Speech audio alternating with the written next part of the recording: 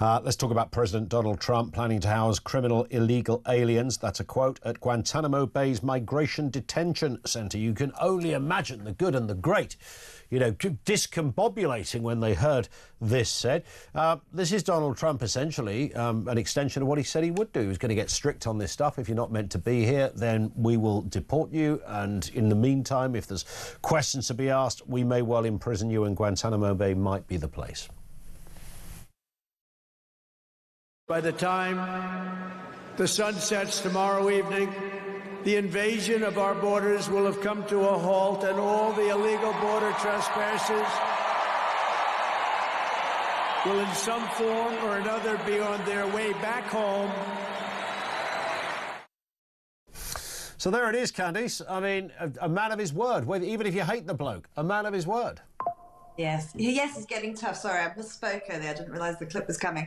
Yes, he's getting tough, and he said he's getting tough. He named this after Laken Riley, the Laken Riley Act, the woman who was killed by an illegal immigrant from Venezuela while she was just out jogging. He's going to send the most violent, dangerous criminals who are there illegally to Guantanamo Bay.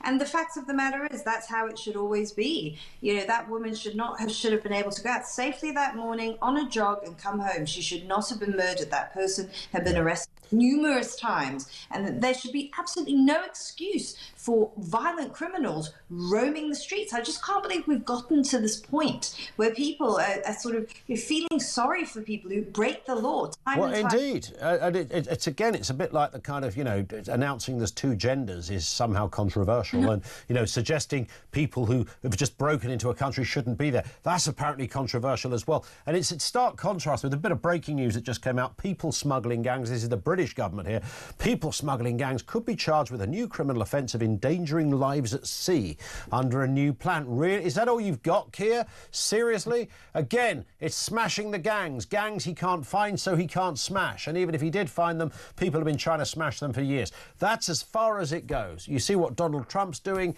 you see what Keir Starmer's doing.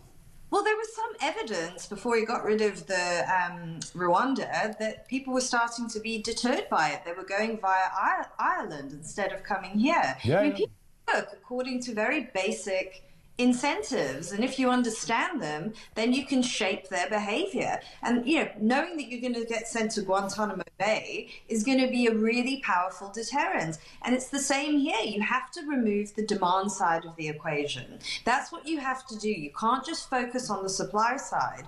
But I just feel like there is this attitude that they are afforded special sympathy. And I just wonder, you know, the human rights circles from which Keir Starmer has emerged, you know, it is considered taboo to in any way hold these people accountable.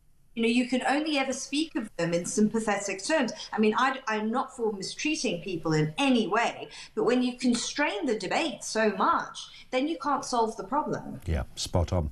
And a final one here. 40% of Scots see that Scotland was part of a British Empire subject rather than part of it. They were the victims of it. Among SNB supporters, 60% believe that Scotland was a subject country.